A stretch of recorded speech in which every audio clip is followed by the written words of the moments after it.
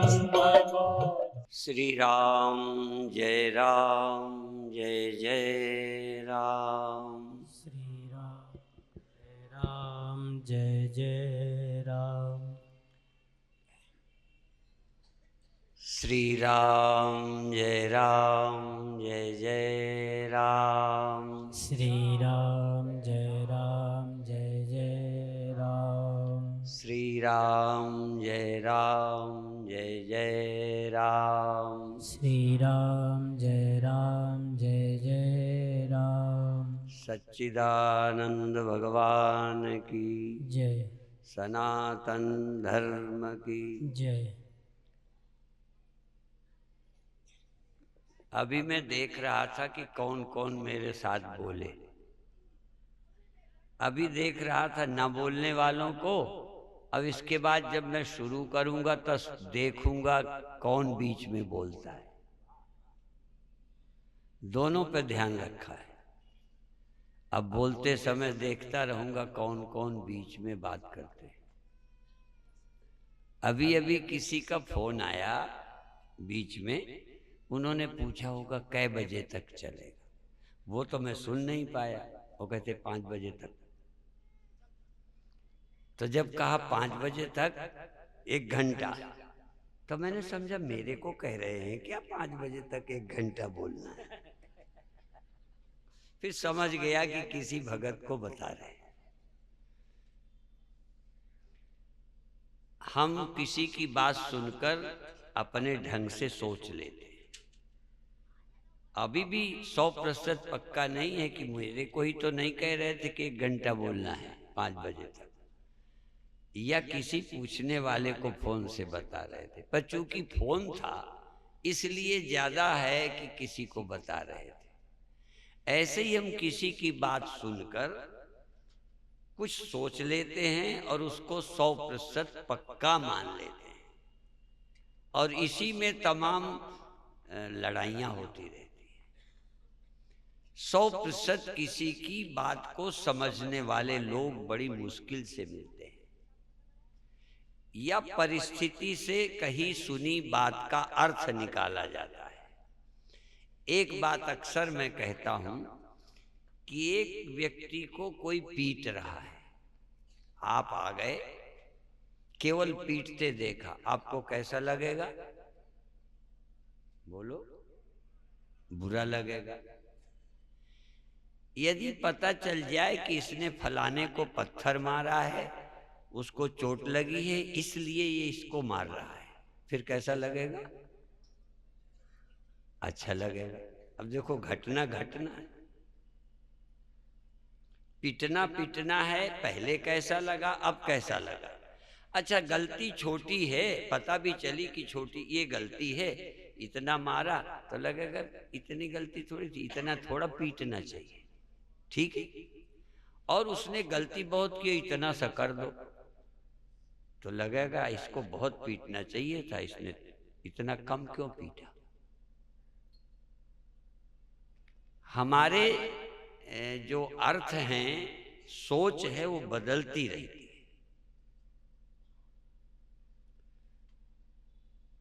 बहुत कम लोग हैं जो अपने सोचे हुए, अपने अंदर से किए हुए निर्णय को फिर से सोच पाए कि ये मेरा निर्णय सही है या गलत।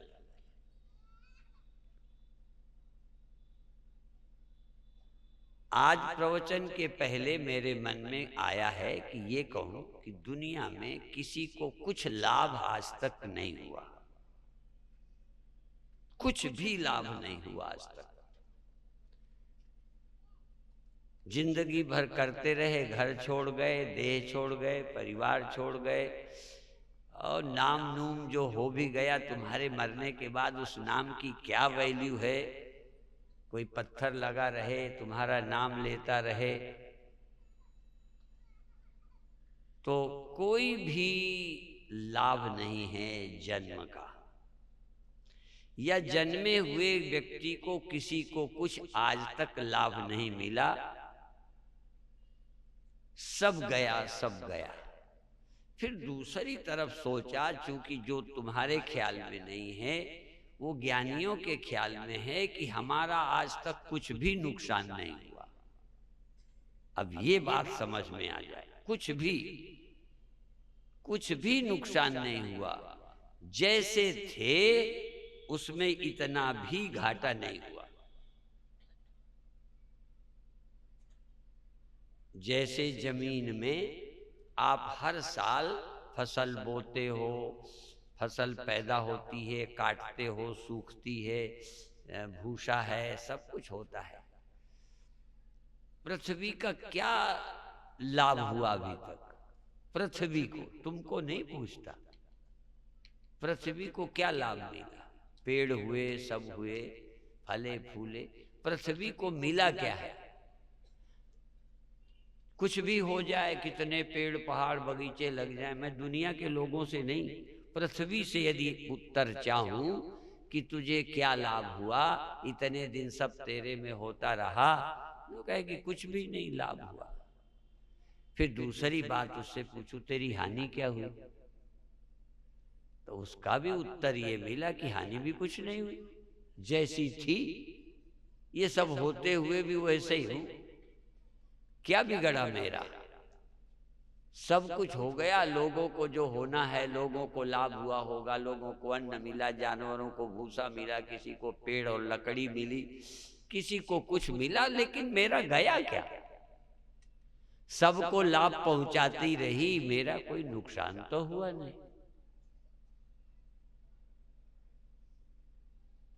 दोनों बातें जिसको 100% क्लियर हो जाएं, उस जीव को हम ब्रह्मज्ञानी कहते हैं।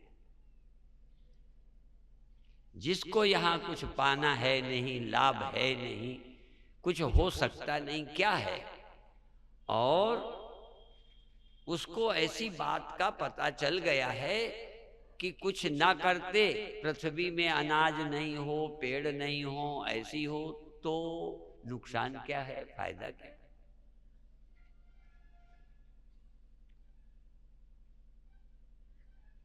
यदि कोई खेत वर्षों जमीन पड़ी हुई है, बोई नहीं गई, तो पृथ्वी का नुकसान क्या है? और हुई है, फायदा हुआ, लोगों का हुआ, तो मिट्टी को लाभ क्या है? हाँ, कोई ऐसी मिट्टी जो लाभ पहुंचा के खुश है और हानि कोई है नहीं। सोच लो, लोगों को लाभ पहुंच गया, इसलिए पृथ्वी को कहते हैं पृथ्वी के समान क्षमा, क्षमाया पृथ्वी क्षमा। भगवान राम को कहते हैं क्षमा पृथ्वी के समान है। क्या क्षमा? बो लिया, काट लिया, उपयोग कर लिया, शौच गए, जाने क्या किया, सब करते रहे, पर वो लोग लाभ ले रहे हैं, इस बात की खुशी है कि नहीं? जरा दिमाग लगाओ। पृथ्वी को ये खुशी है कि इतने जीव मेरे से पल गए, अनाज मिल गया, भूसा मिल गया, लकड़ी मिल गई, फल मिल गए, चिड़ियां चुनती रहीं, पर मेरा बिगड़ा तो कुछ है नहीं, तो लाभ पहुंचा के खुश है। लाभ लेकर खुश नहीं है, लाभ देकर खुश है। धन्य हैं वो लोग जो लाभ पहुंचाकर खुश हैं, लाभ लेने की सोचते ही नहीं, क्योंकि लाभ है क्या? पेड़ पैदा करके यदि जमीन, पृथ्वी, फल किसी को मिल गए, तो लाभ क्या है? पुण्य लाभ तो कह सकते हो, पुण्य लाभ हुआ, धर्म लाभ हुआ, किसी को पहुंचाकर खुशी ले ली, पर पृथ्वी को मिला क्या है? आप भी जोड़ के क्या मिलेगा और बांट के क्या घटेगा? देख लो, तुम जो कर रहे हो, समझो एक पृथ्वी हो, तुम जो कर रहे हो, तुम्हें क्या मिलना है? लड़के रहने नहीं, पति रहना नहीं, पत्नी रहना नहीं, घर बार रहना नहीं, मेरा तेरा रहना नहीं, लाभ क्या है? तो कम से कम ये देखो कि कोई हमारा लाभ ले रहा है, बस। इसीलिए संतों को पृथ्वी से तुलना की गई, संतों को पेड़ से तुलना की गई। वृक्षा फले न आपको, नदी न अचवे नीर। नदी अपना पानी पीती नहीं, पेड़ अपने फल खाते नहीं। पेड़ फल खाते, ये मनुष्य ही एक है जो अपने कर्म का फल आप खाता रहता है, अपने लिए कर्म करता रहता है। सबसे यदि बुद्धू कोई है तो ये मनुष्य अपने लिए करता है, फिर हानि लाभ देखता है, फिर रोता रहता है। पेड़ फल गिर जाने पर रोता नहीं, लोग खा लेते हैं रोता नहीं, पतझड़ होता है रोता नहीं। तो तुम्हारा भी सब कुछ तो वैसे ही हो रहा है, सिर्फ पेड़ ना समझ संत है। देखो, पेड़ ना समझ संत है, संत समझदार वृक्ष है।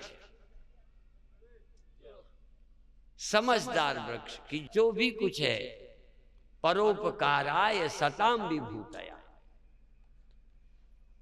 सताम सज्जना नाम, ज्ञानियों का, संतों का, सच्चे लोगों का सब कुछ परोपकार के लिए। पेड़ की पत्ती पेड़ लेता नहीं, पेड़ के फल पेड़ खाता नहीं, पेड़ की लकड़ी पेड़ इस्तेमाल नहीं करता, सब औरों के काम आती। अच्छा, आपके क्या काम आएगा? अच्छा, पेड़ खाद लेता है, पानी लेता है, जमीन से लेता है, पर जमीन से लेकर बढ़कर क्या करता है? खुद रख लेता है। पेड़ से यदि रस न मिले, खाद न मिले, पानी न मिले, तो पेड़ बढ़ेगा नहीं, फलेगा नहीं, फूलेगा नहीं। लेता है और देता है। सिर्फ पेड़ एक देने की, लेने देने की प्रक्रिया है। जैसे पहले कोल्हू होता था ना, तेल निकालने वाला, तो कोल्हू क्या देता है? माता बोलती है तेल देता है। कोल्हू के बाप का तेल है। देखो, कोल्हू तेल नहीं देता। कोल्हू में सरसों जाती है, लाही जाती है, अलसी जाती है, वो चलता है, इधर जाती है, उधर तेल बन के निकलती है और खली बन जाती, निकलता, इधर लेता इधर देता। सिर्फ वो उपयोगी है किसी के लिए, अपना नहीं देता। तुम भी अपना कुछ मत देना, अपना कुछ मत दो, जो लो वो दो। अच्छा, तुमने भी क्या करना है? सब ऐसे ही है, सब कोल्हू से ज्यादा थोड़ा कुछ हो। इधर लेते जाओ, खाते जाओ, बड़े होते जाओ, बच्चे बनाते जाओ। बच्चे भी यही करते रहेंगे, खाते जाएंगे, बड़े होते जाएंगे, फिर पैदा करते जाएंगे, फिर कोल्हू पुराना हो जाएगा। कि नहीं होता? कभी कोल्हू भी पुराना होगा, तेल निकालना बंद हो जाएगा। तुम्हारी गायें, तुम्हारी भैंसें क्या करती हैं? खाती हैं, बड़ी होती हैं, बच्चे पैदा करती हैं, दूध देती हैं, कुछ दिनों में चली जाती हैं। अच्छा, भैंस का जीवन बेकार है, आदमी का तो नहीं। बिचारी भैंसों को क्या मिलता है? खाएं पिएं जिएं और लोगों के काम आती रहें, चली जाए। आप क्या करेंगे? फर्क एक है कि पेड़ ना समझ है, जानवर ना समझ है। एक केवल संत या कोई ज्ञानी ही है जो समझदार वृक्ष है। वो जो पहले से ही जानता है कि मेरा कुछ नहीं है, मैं तो एक मशीन हूं, मैं तो एक यंत्र हूं। हमने सुना था अब्दुल रहीम खान खाना, सुना है रहीमन। लोग कहते हैं कि जब वो किसी को देता था तो देखता नहीं था, ऐसे ऐसे देता। हम तो देते भी हैं तो देख लेते हैं किसको दिया है, फिर कल देख के कुछ होते। कल हमने दिया था ना, एक हमारे गुरु भाई संत को कोई दे दें, फिर 2 साल बाद भी कहते थे ये धोती मैंने दी थी।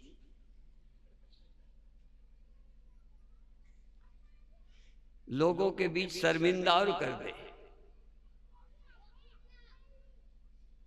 तो जो दिया गया वो ऐसे दे। तो लोग कहते भाई आप ऐसे क्यों ना, अच्छा काम कर रहे हो, तो ऐसे खुशी से छाती फुला के दो ना। कहते नहीं, मुझे शर्म इसलिए लग रही है, देने वाला और है। यदि कोई कोल्हू को कहे वाह भाई वाह भाई वाह तुमने बहुत तेल दिया, तो कहेगा वो शर्मिंदा होगा कि मैंने क्या दिया, तुम्ही ने सरसों डाली, तुम्ही ने तेल दिया, मैंने तो कुछ किया ही नहीं। तो अब्दुल रहीम खान खाना कहते हैं कि देने वाला और है, देता है दिन रैन, देता जाता है।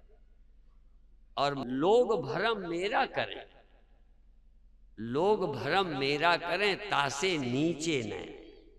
मुझे शर्म इसलिए लगती है कि और कोई दे रहा है, लोग मुझे देता देख रहे, देता दिखाई दे रहा है, देता कोई और है। तुम्हारे भी सब काम, कोई भी एक काम बताओ, खाना, जीना, बच्चे पैदा होना, इसमें तुम्हारा क्या है? कोई ये सारी प्रक्रिया चला रहा है एक शरीर के माध्यम से। तुम सिर्फ माध्यम हो और कुछ भी नहीं। लेकिन लोग भरम तुम्हारा तो करते होंगे, तुम खुद भी भरम करते हो।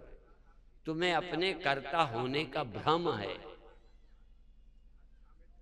तुम समझते हो कि हम कर्ता हैं, हमने ये किया है, ये मेरा है, तुम्हारा है कुछ नहीं। यदि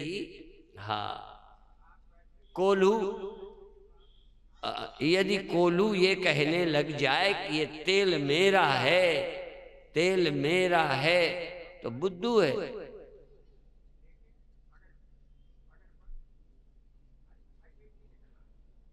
समझ में आया?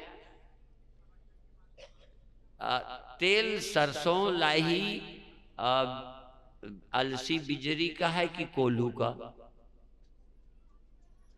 लोग कहते दूध, दूध जानवर का। जानवर तो दूध बनाने की मशीन है,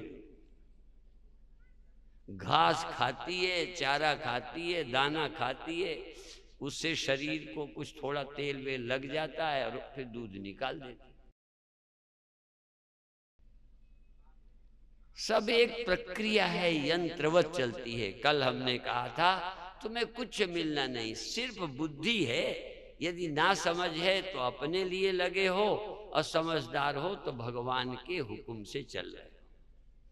जो परमात्मा तुमसे कराना चाहता है, जिस लिए मशीन बनाई है। अच्छा ये बताओ, जो चीज बनाने वाले ने जिस लिए बनाई उसके काम आती है। दरवाजा, चौखट, अलमारी, दीवार, जो बनाई जिस लिए बनाई जाती ना।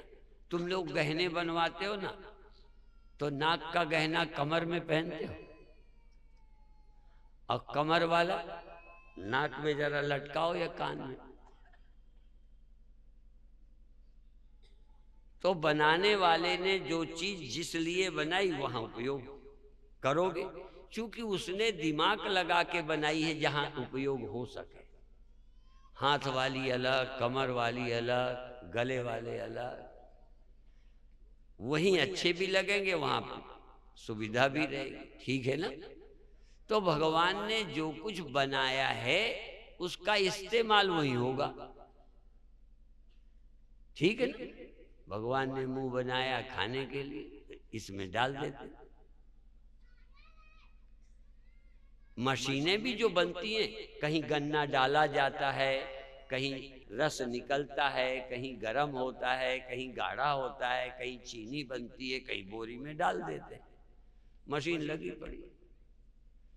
सारी सृष्टि भगवान ने एक फैक्ट्री लगाई है। सब हम सब फैक्ट्री के पुर्जे हैं, दुनिया चलती रहती है, मिलता कुछ नहीं।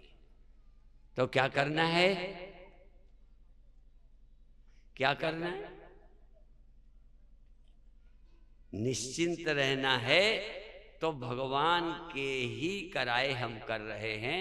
हम यहाँ रहने नहीं आए, हमारी कोई योजना नहीं, मशीन की कोई अपनी योजना नहीं, मशीन बनाने वाले की योजना है।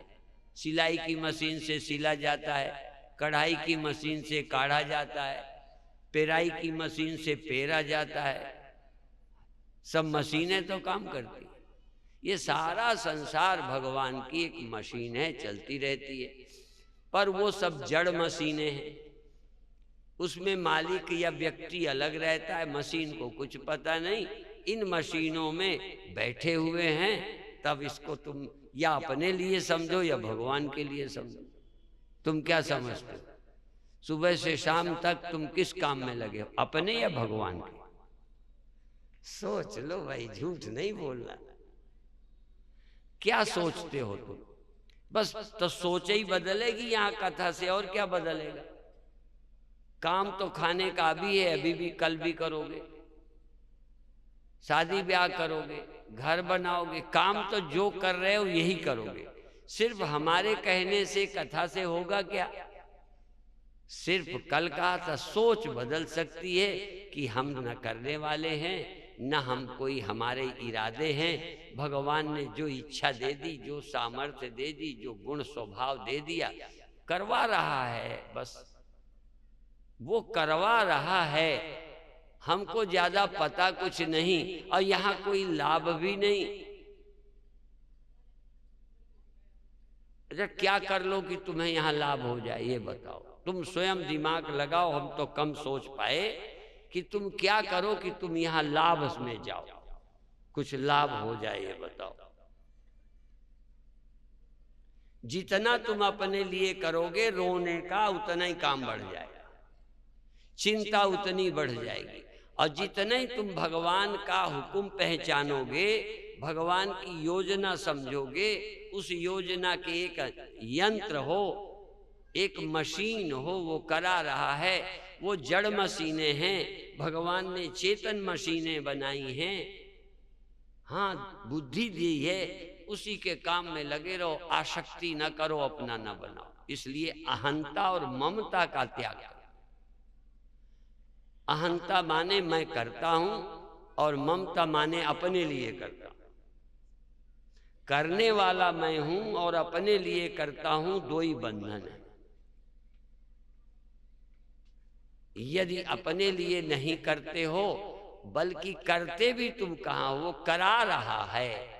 उमा दारु योषित की नाई, सबहि नचावत राम गोसाई। वो नचा रहा है, हम कुटपुतली हैं, हम नच रहे हैं, वो नचा रहा है। अब नचा वो ही रहा है, तो नचते दिख रहे हैं, नचते भी हम कहाँ? जिसकी उंगलियां, जिसका इशारा, वही नचा रहा है। वो उसकी जो हरकत है, वो तो दूसरे की उंगली में। कोई बांसुरी बजा रहा है, तुम बज रहे हो, बजा तो वही रहा है। तो थोड़ा कठिन, ये जल्दी व्यक्ति अपनी अहंता और ममता, मैं और मेरा छोड़ नहीं पाता। और मैं और मेरा छोड़ना है, कोई काम नहीं छोड़ना। ना देह ही तुम्हें छोड़ना है, वो आप ही छूट जाएगा, वो छोड़ना थोड़ी है। घर तुम्हें नहीं छोड़ना, छूट ही जाएगा। इन सब के रहते छोड़ना है, ये मैं हूं और ये मेरा है। तीसरी कोई साधना नहीं है, एक ही साधना, मैं और मोर तोरते माया, यही बस कीन है जीव निकाया। और लोग नंगे रह लेंगे, हाँ, बाल रखा लेंगे, घर छोड़ देंगे, और जाने क्या क्या पापड़ बेल लेंगे, सिर्फ नहीं छोड़ पाते मैं और मेरा।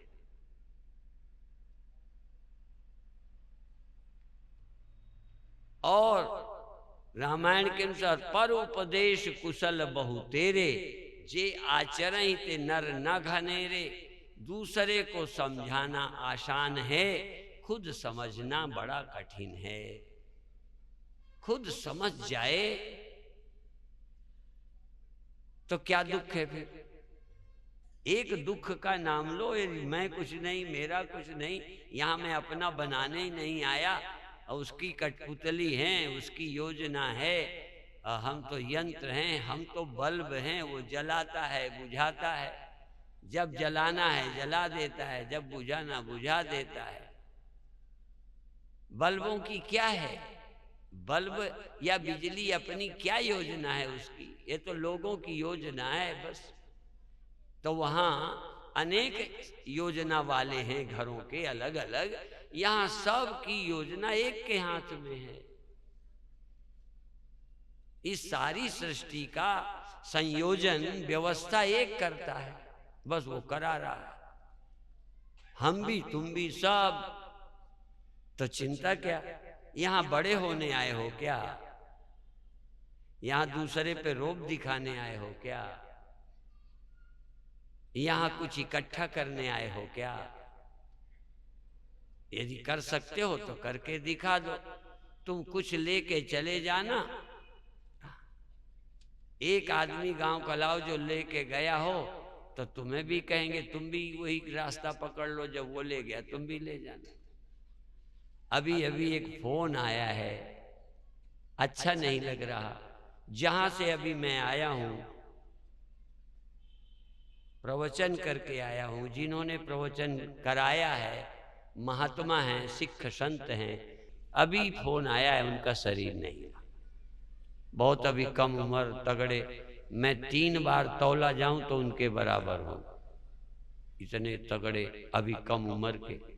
फोन आया है, और हो सकता है यदि जाने की कोई मजबूरी आए तो हो सकता है चला भी जाऊं। यदि कई दिन बाद उनका कोई कार्यक्रम होगा तो कल भी आऊं, नहीं जा भी सकता हूं। अभी अपना कोई सोच नहीं है, जैसा होगा। पर ये बता के क्या कहना चाहता हूं, इतना बड़ा भव्य आश्रम गुरुद्वारा और बनाया है, विदेश जाते थे चले गए, कुछ नहीं ले गए। अच्छा, ये साधु नहीं ले जाते कि गृहस्थी भी नहीं ले जाते? अच्छा अच्छा, तो माने साधु गृहस्थ सब छोड़ के जाते हैं। अच्छा अच्छा, तो फायदा किसको है? जो अपना मान के जोड़ते हैं वो छोड़ते में दुखी होते हैं, जो अपना बनाते ही नहीं उन्हें छोड़ना क्या? फायदा किसमें, अपना बनाने में कि अपना ना बनाने में? चैन किसको रहेगी? वो जो यहां मालिक न बनेंगे, वो चैन से आए हैं, चैन में रह भी रहे और चैन से चले जाएं। पर सच्ची हो, अंदर से दिली हो, कुछ बनने का ख्याल ना हो, बस सेवा कर रहे हैं, सेवा सेवा सेवा। चाहे आश्रम से शुरू करो सेवा, चाहे समाज से शुरू करो सेवा, चाहे भगवान का समझ के करो सेवा। सेवा करो, ले जाने का इरादा, बदले में ये भी नहीं कि तुम हमें धन्यवाद दो। अच्छा तो लगता है धन्यवाद, पहना भी दे। जैसे सतपाल जी ने अभी वो वृंदावन की भी करते हैं, भी सिजई की सेवा करके आए। अच्छा, अब ये सेवा कराए तो सेवा के बदले क्या मिलता है ये भी बताए। यदि ईमानदारी से सेवा की जाए तो मुक्ति मिलती है। सेवा से कोई अपेक्षा ना हो, निष्काम कर्म हो, निस्वार्थ कर्म हो, कोई अपेक्षा ना हो, तो सेवा से चित्त शुद्धि होती है। चित्त शुद्धि होती है, विक्षेप रहित हो जाओगे। विक्षेप रहित होते ही आत्मा का रहस्य खुल जाएगा। क्यों यहां आए हो, बस ये काम करके ज्यों की त्यों लौट जाएं, कोई दाग ना लगाएं, कोई बंधन ना आए, कोई आसक्ति ना हो, जैसे आए वैसे ही खुशी से लौट जाएं। ये क्या कम है? अच्छा, आए आप तो बड़ी खुशी से हो, रहने में थोड़ा कभी खुशी कभी तकलीफ, दोनों चल रहे हैं। रहने में दोनों चल रहे, आए तो खुशी से हो। किसी को लगता है जन्म बुरा, अच्छा लग रहा, अब बुरा लगेगा तो सिर्फ जाना। अच्छा, कोई हमें देवे, हमसे पूछ लेना, हमारे संतों से पूछ लेना, हाँ हमारे कथा व्यास से पूछ लेना कि तुमको कोई दे तो बुरा लगता है? बोलो तो देखो। अच्छा, कोई एकदम दे दे तो कहने क्या, चलो उधार भी रख देना थोड़े दिन को,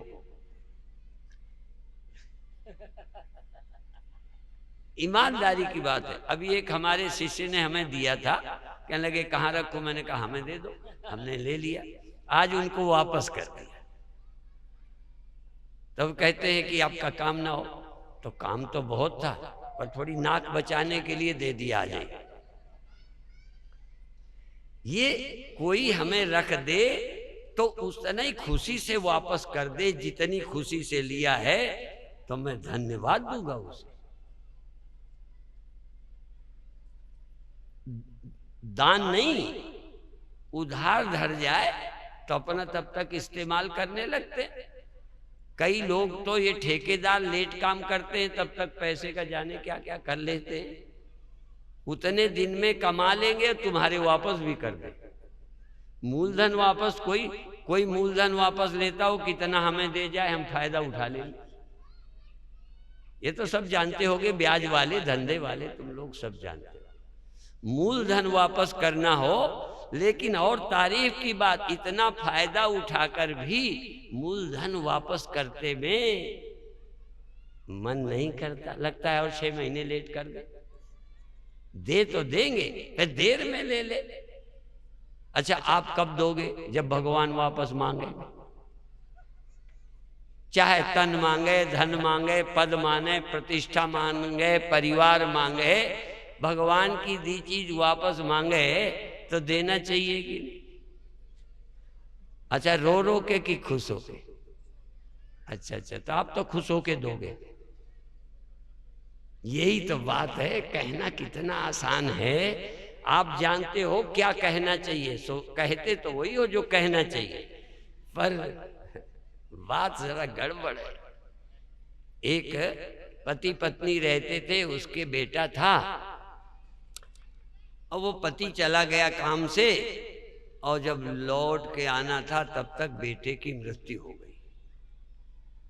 और पत्नी ने सोचा कि पति आएंगे तो दुखी होंगे, भूखे आएंगे, खाएंगे भी नहीं, तो बेटे को लेटा के चादर ओढ़ा के ढक दिया, कुछ बताया नहीं।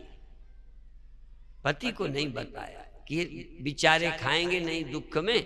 नहाया धोया, भोजन कराया, फिर कहते वो दिखता नहीं है। कहते है कोई बात नहीं, दिख जाएंगे। फिर भूमिका शुरू कर दी। कहते हैं कोई अपनी चीज यदि हमारे घर रख गया हो और आपकी गैर हाजिरी में वो लेने आवे तो मुझे दे देना चाहिए कि नहीं? हाँ दे देना चाहिए, इसमें क्या बात है। हाँ पत्नी ने, देखो, जबकि प्रायः स्त्रियां बड़ी भावुक होती हैं, पर कई स्त्रियों ने पतियों को ज्ञान दिया, काफी उनका मन तैयार किया कि ऊपर से कहते हो कि भीतर कोई हमें धन दे गया, लेने आए तो दे देना चाहिए। हाँ दे देना चाहिए, क्यों नहीं देना चाहिए। तो जाके ले गई, कपड़ा उठाया कि भगवान ने दिया था वापस ले लिया।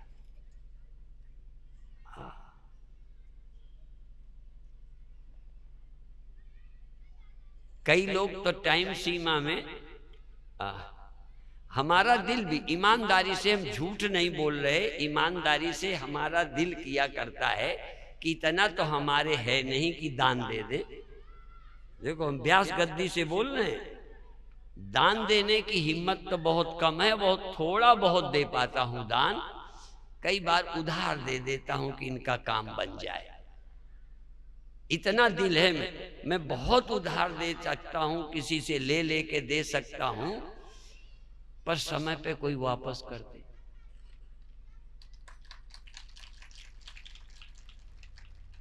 इनमें भी बहुत लोग होंगे, दिल करता है पर देते इसलिए नहीं कि जो उधार देगा वही रोएगा, वो लेने वाला नहीं रोता। और ये हमारा निजी अनुभव भी है, बल्कि जिसको उधार दे दो फिर दर्शन करने आना भी बंद कर देता है।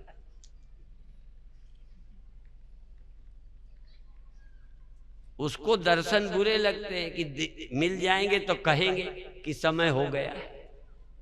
तो तुम भगवान से मिलना नहीं चाहोगे, हमें मालूम है। पापवंत कर सहज स्वभाव, मेरे सन्मुख आए कि काहू भगवान दिख भी जाए तो नहीं जाओगे, क्योंकि उसने किसी समय सीमा तक कुछ तुम्हें दिया है। और भगवान बुरे क्यों लगते हैं? इसीलिए लगते हैं कि जो दिया है वो ले लेते।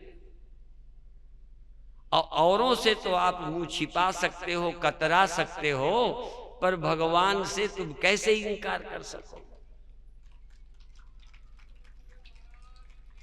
वो तो जबरदस्ती ले जाता है। तुम उधार देकर कई जगह फंस गए होगे, वापस नहीं मिला होगा। एक आध मामले में हमें इस एरिया के जो विधानसभा के हैं उनसे सहारा लेना पड़ा, लेकिन फिर चर्चा की, फिर बीच में नहीं डाला। क्या करना, जाने दो। हाँ, आप समझ गए ना बात? वो चाहे व्यवहार है चाहे परमार्थ है, ली हुई उधार की चीज भी, रखी हुई अमानत भी वापस करने का मन नहीं करता।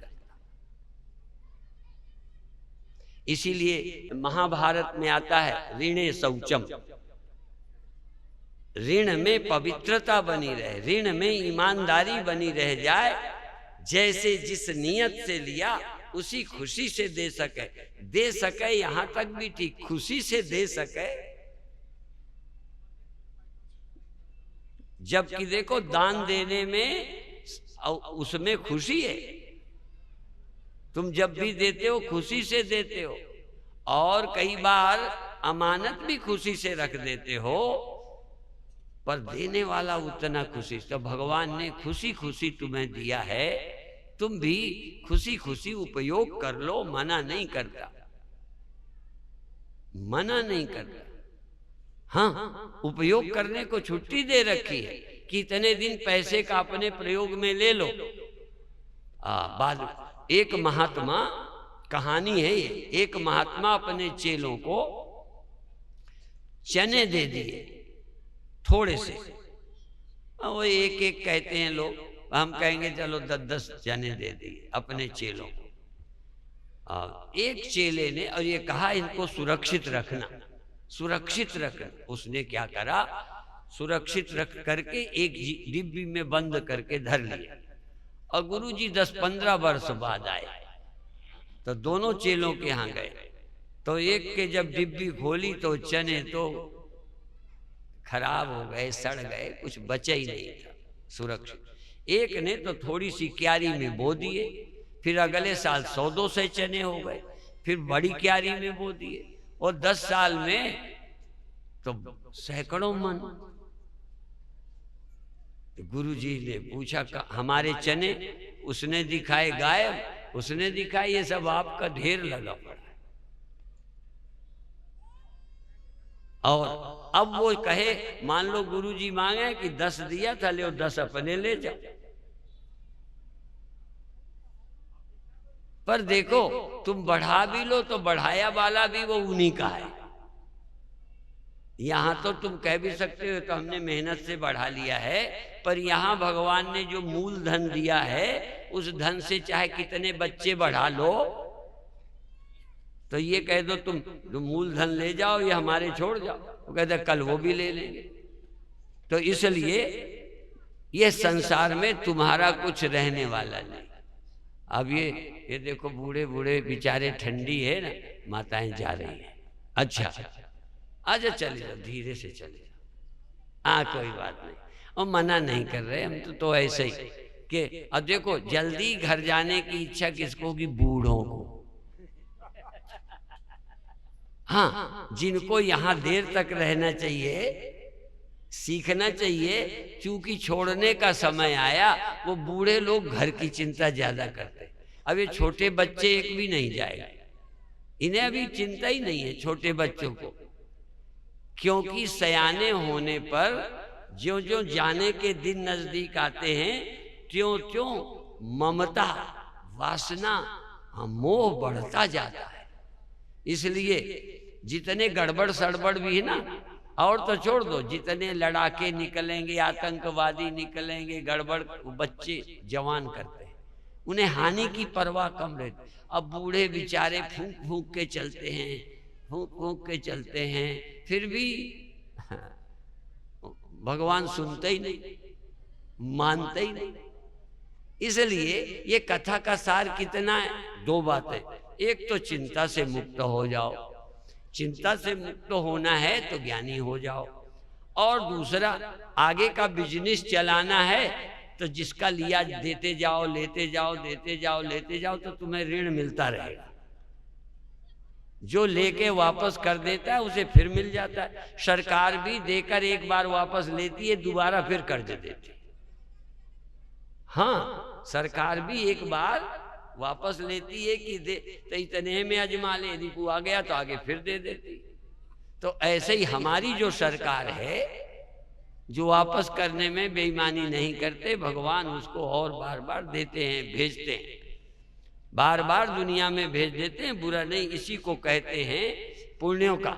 जितना ही आप पुण्य करोगे, अगला जन्म अच्छा, फिर पुण्य करोगे और अगला जन्म अच्छा। हाँ, स्वर्ग तक व्यवस्था है पुण्य करने वालों। और ज्ञानी को तो न स्वर्ग जाने की योजना है, न यहाँ रहने की योजना है। त्याग पूर्वक भगवान का समझकर उसके कार्य में हाथ बटाते रहे हैं, और जहाँ वापस कर देंगे चले जाएंगे। उनको स्वयं चिंता नहीं रहती। तो अपने को तो चिंता मुक्त होने का मार्ग है ये। ज्ञान मार्ग चिंता से मुक्त होने का मार्ग है। तो आज के प्रवचन का सार क्या था जो शुरू किया? कि एक तो तुम्हें कुछ मिलना नहीं, जब मिलना नहीं तो नुकसान क्या है? तो नुकसान बता दो।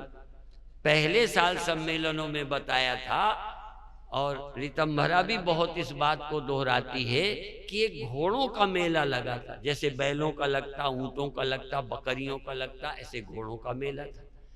और घोड़े बिकने आए थे तो लोग पसंद का लेते। एक बेचने वाला अपने घोड़े को एक जगह बांध दिया।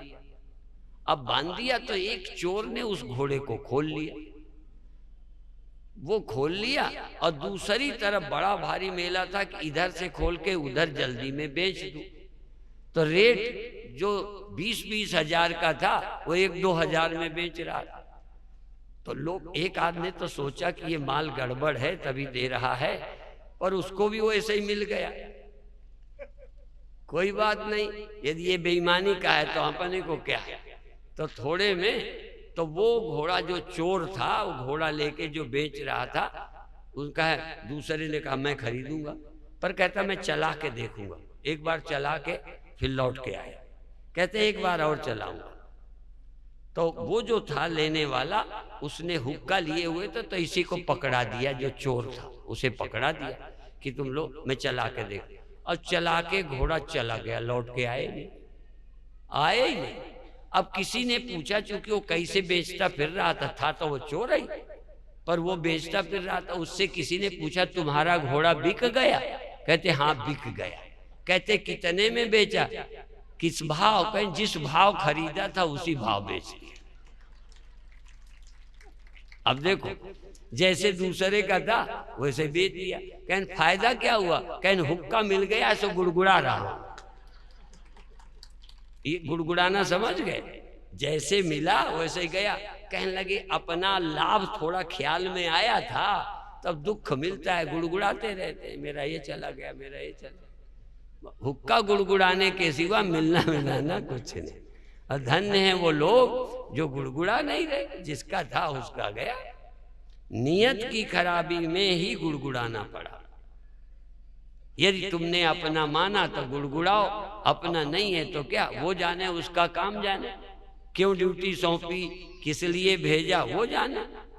अपन यहाँ कुछ करने तो आए नहीं थे, तो ज्यों की त्यों धर दी नहीं चदरिया।